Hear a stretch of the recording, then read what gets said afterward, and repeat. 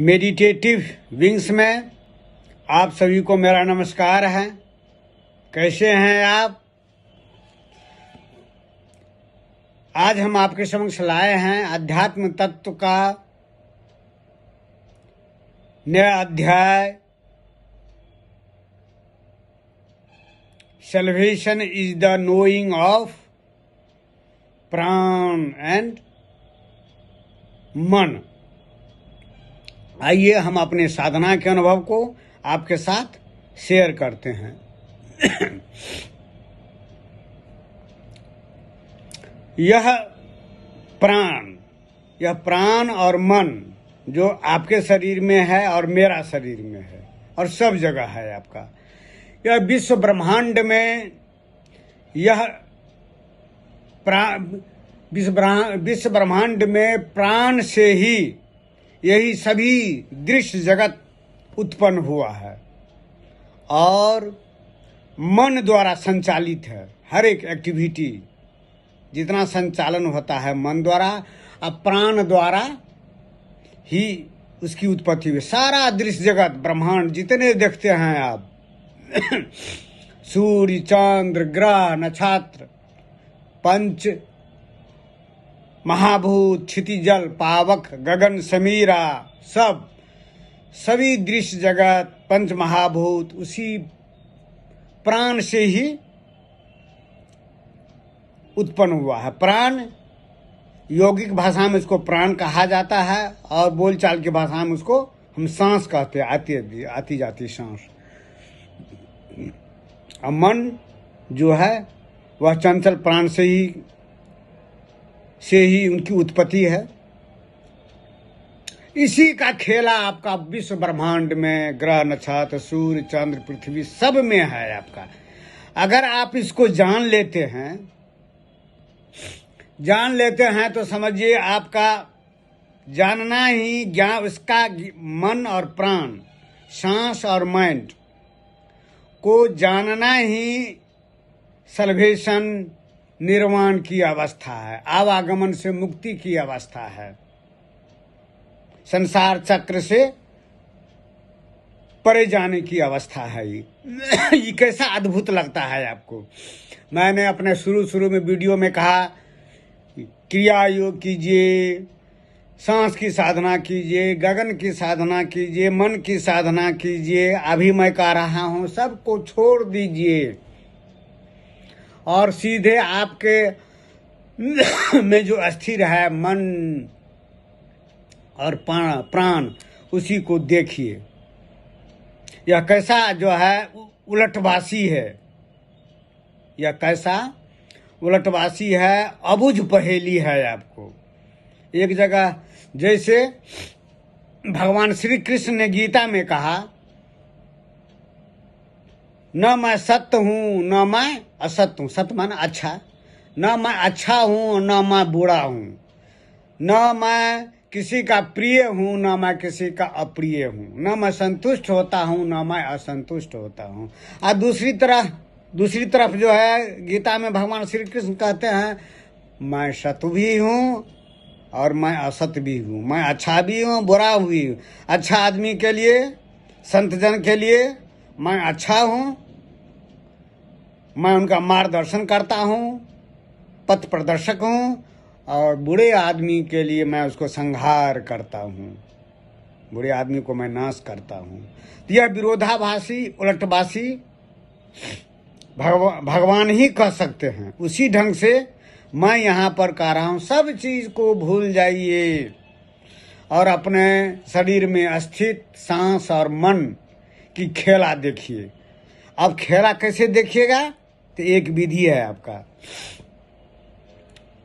निरपेक्ष भाव से, बिना गुण दोष का वर्णन किए हुए, बिना पॉजिटिव निगेटिव को सोचे हुए, और उसको सांस है तो सांस को देखते रहिए। खाली एक्टिविटीज को देखिए, ऊपर जाता है, नीचे जाता है, बाएं जाएगा, दाएं जाएगा, उसको देखते देखते देखते सांस को जान लीजिएगा। सांस को जानना ही सांस से मुक्ति है आपका। उसी ढंग से मन मन भी आपका बहुत तरह का छल कपट प्रपंच करेगा, इधर जाएगा उधर जाएगा, अच्छाई में जाएगा बुराई में जाएगा, भूत में जाएगा, वर्तमान में जाएगा, भविष्य में जाएगा। उसी को निरपेक्ष भाव से, तटस्थ भाव से, उदासीन भाव से देखते रहिए। यह एक दिन की बात नहीं है, यह अभ्यास की बात है, यह अभ्यास की बात है। महीनों और वर्षों लग सकता है। उसको देखते रहिए, देखते रहिए। आप मन से परिचित हो जाइएगा।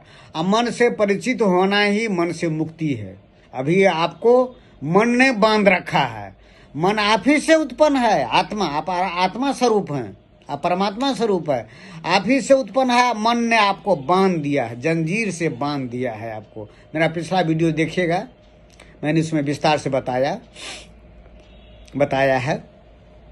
जैसे महावीर, भगवान महावीर से लोग पूछते थे धर्म क्या है, तो उनका एक ही जो है उपदेश रहता था, किसी वस्तु को निरपेक्ष भाव से देखिए, तटस्थ भाव से देखिए, बिना गुण दोष पर चर्चा करते हुए देखते रहिए, देखते रहिए, देखते रहिए, देखते रहिए।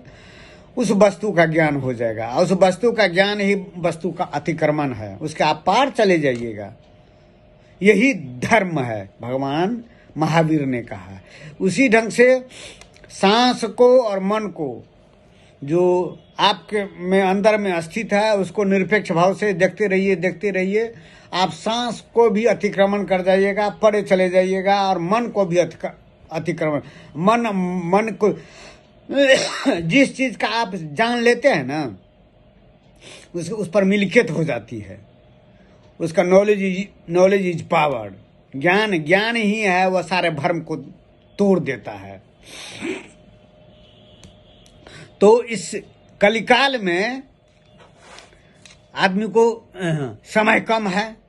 कलिकाल में अर्थ युग है, भौतिकवादी युग है। लोगों को धर्म साहित्य पढ़ने का मौका नहीं मिलता है। वेद देखिए ना, वेद कितने 4 वेद है, ऋग्वेद, अथर्ववेद, सामवेद, यजुर्वेद, और उपनिषद 108 उपनिषद है। जिस ऋषि ने जो आत्मा के बारे में, परमात्मा के बारे में चर्चा किया, उन्हीं के नाम से उपनिषद का नाम रखा गया है। 18 पुराण है।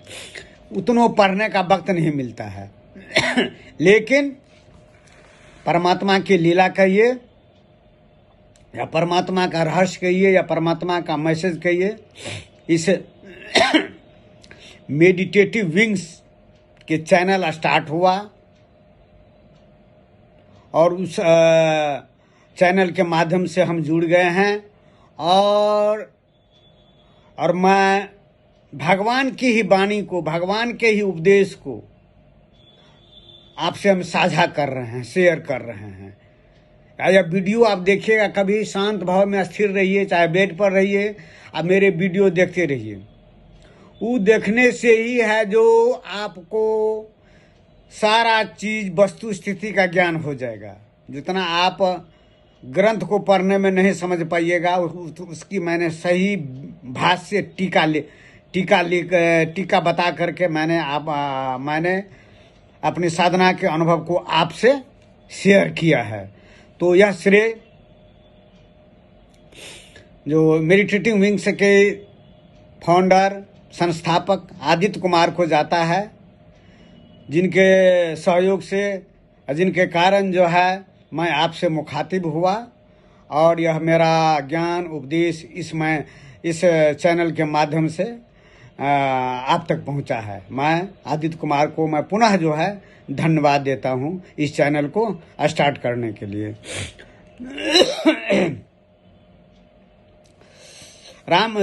रामकृष्ण परमहंस कहा करते थे, जब मैं किसी को अगर मैं उपदेश देता था तो माँ काली को उन्होंने ब्रह्म कहा है। काली का वह जो है काली की वे पूजा करते थे। काली ही उनका जो उपास्य देवी थी। तो मैं जब किसी को उपदेश देता था तो माँ काली जो है ज्ञान जो है हमको दृश्य दिखा देती थी, और ज्ञान की कमी नहीं होने देती थी। ज्ञान के राशि को एकदम ठेलती रहती थी। उसी ढंग से जब मैं मेडिटेटिव विंग्स के चैनल पर मैं आता हूँ, आपसे मुखातिब होता हूँ, तो ऐसा लगता है ब्रह्म परमात्मा जो है आपको समझाने के लिए जो है ज्ञान की राशि ठेलते जाते हैं। तो ऐसा मुझे लगता है, जो मैं नहीं बोल रहा हूँ, मेरे माध्यम से परमात्मा ही बोल रहे हैं, परमात्मा ही उपदेश दे रहे हैं। कभी कभी ऐसा होता है जो मैं थोड़ी देर के लिए मैं रुक जाता हूँ, लेकिन पुनः जो है परमात्मा जो है वह ज्ञान जो है ज्ञान वो जो है प्रस्तुत कर देते, ज्ञान का दृश्य दिखा देते हैं। जैसे रामकृष्ण परमहंस की जिंदगी में हुआ, जो माँ काली जो है उनको ज्ञान जो है भक्तों से जो उपदेश देते समय जो है वह दृश्य दिखा देते थे। ठीक उसी तरह से जो है दृश्य जो है मेरे समक्ष भी उपस्थित हो जाता है और वो उस ज्ञान को हम आपके साथ शेयर करते हैं। तो यही है जो salvation is the knowing of प्राण एवं मन। प्राण और मन को अगर आप जान लीजिएगा, यह सब में है, जड़ में भी है, चेतन में भी है। जड़ में लगता है ना, इसमें नहीं है, मार्बल में, लकड़ी में, जो है मिट्टी में नहीं है, उसमें भी प्राण और मन है, लेकिन वह स्पंदन रहित है। एक योगी महायोगी ही उसमें स्पंदन देख सकते हैं। अब पूरे विश्व ब्रह्मांड में इसी प्राण का खेला है। उसी प्राण से जो है सारा जगत, सारा दृश्य, नवग्रह, पंच महाभूत जो वह उत्पन्न हुए हैं। और मन जो है उसी प्राण से उत्पन्न है, या मन का खेला है। जब आपको निरपेक्ष भाव को से, तटस्थ भाव से जब इसको निरीक्षण कीजिएगा, मन को पार कर जाइएगा, मन को पार कर जाइएगा और सांस को अतिक्रमण कर जाइएगा, सबको जान लीजिएगा, तो आप सबके मन के भी बात को जान लीजिएगा। यही मन तो सब में है, यही सांस सब में है। अगर अपने स्थित प्राण मन को जान लेते हैं तो सबके प्राण को जान लेते हैं, सबके मन को जान लेते हैं। आप अंतर्जामी हो जाते हैं, आप में देवत्व का गुण जो उपलब्ध हो जाता है।